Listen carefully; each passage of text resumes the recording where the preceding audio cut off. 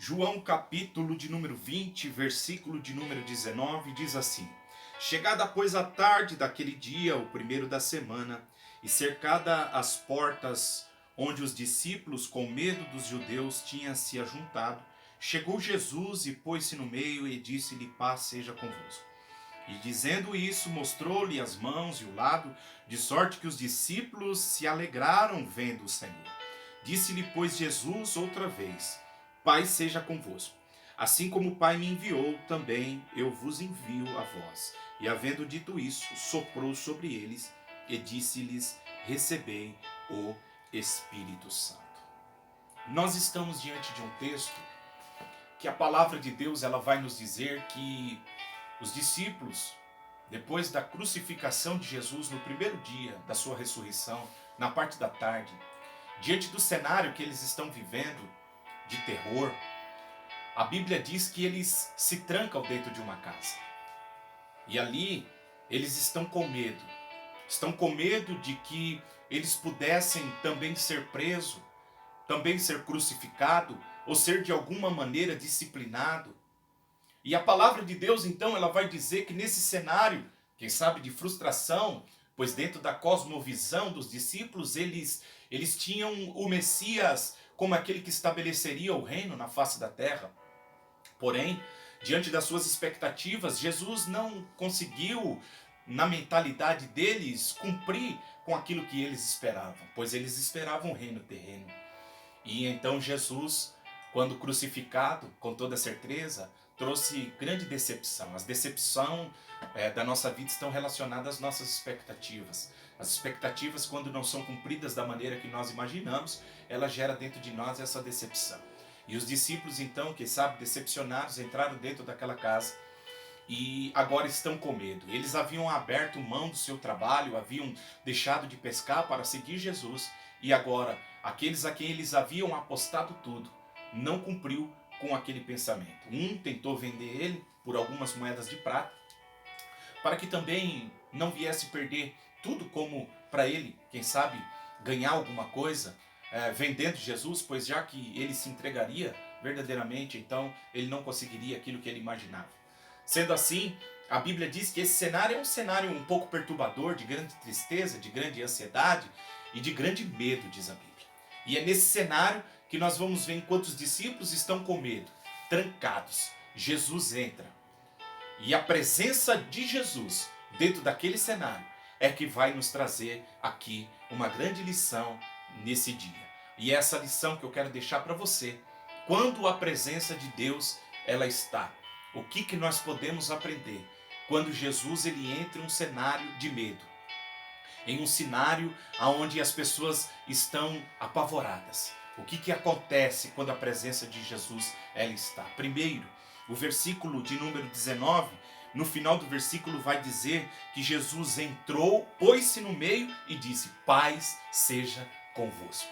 Isso é algo extraordinário, porque os discípulos estavam atônitos, estavam apavorados, mas Jesus vem e a sua presença traz agora a paz. A presença de Deus, ela não nos é ausência de problemas, de dificuldades, de enfermidades. Não é porque servimos a Deus e a presença de Deus, ela está, que nós não passaremos por turbulências e tribulações.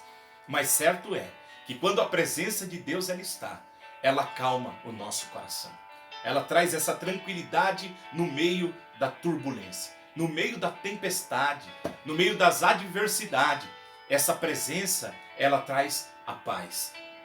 Por isso que nós não podemos deixar de ter a presença de Deus. A primeira lição que eu quero chamar a sua atenção é que a presença de Deus, ela não nos traz ausência do problema, mas no meio do caos, ela acalma o nosso coração. A segunda lição está no versículo de número 20, que diz que quando os discípulos viram Jesus, a Bíblia diz que eles se alegraram. E isso dá-nos a entender que os discípulos estavam tristes, os discípulos estavam frustrados, os discípulos achavam que o sonho havia acabado, que aquilo que eles imaginavam nada iria acontecer, que agora o seu líder havia morrido.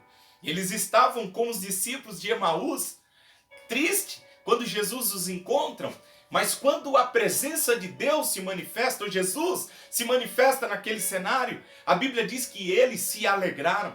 É a presença de Deus que gera alegria na nossa vida, no meio do caos, no meio da adversidade. A Bíblia diz que Paulo escreveu a carta intitulada na teologia como a carta da alegria dentro da prisão. Por quê? Porque a nossa vida nós que servimos a Deus não dependemos da circunstância para ter alegria.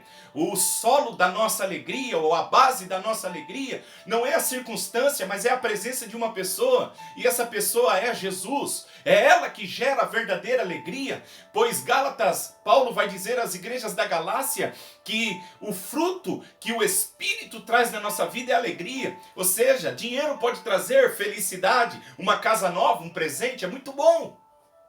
Mas as coisas podem gerar felicidade. Somente a presença de Jesus que pode trazer alegria. Eu não sei como está o seu lar, não sei como está o seu casamento, não sei como está o momento em que você está vivendo, mas uma coisa é certa: no meio desse caos, no meio desta situação e dessa adversidade, Jesus pode gerar ainda alegria no seu coração. A terceira lição que eu aprendo está no versículo de número 21, quando Jesus diz para eles: assim como o Pai me enviou, eu envio a vós. Que coisa maravilhosa, porque aqui nós temos, quando Jesus está os comissionando, fortalecendo aqui aquilo que ele havia dado início. Agora, o que Jesus havia começado, os discípulos então daria continuidade nesta obra. Isso é maravilhoso. E é isso que nós precisamos aprender, que no meio desse caos, no meio dessa luta, Jesus ele conta conosco. Mike Murdock, em seu livro As 3 Coisas Mais Importantes que um Homem Pode Ter, ele fala a respeito do desígnio, ele fala a respeito do propósito, e ele diz que todos nós somos importantes para alguém. Todos nós que nascemos neste mundo, nós nascemos diante de um projeto que Deus ele projetou na eternidade para que nós viéssemos resolver um problema ou o problema de alguém. Então Deus nos criou com propósito. Você é importante para alguém. Ou seja, nesse momento, Deus também vai enviar a sua vida para ser um provedor, um promotor, uma pessoa que vai trazer alívio para a vida de alguém. E a quarta e última lição está no versículo de número 22, porque Jesus diz: e com isso soprou sobre eles o Espírito Santo. Nós vamos ver aqui que Jesus estava capacitando eles para poder concluir ou dar continuidade naquela missão. O Espírito de Deus viria sobre a vida deles, fazendo deles testemunhas.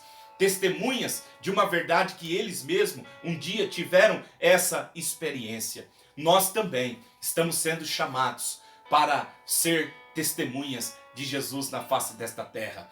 Receba nesse momento, nesta tarde, essa palavra, e que Deus possa falar ao seu coração. Seja também uma testemunha de Cristo nesse momento em que as pessoas estão vivendo em um tempo de caos. Que você seja, no nome de Jesus, uma testemunha.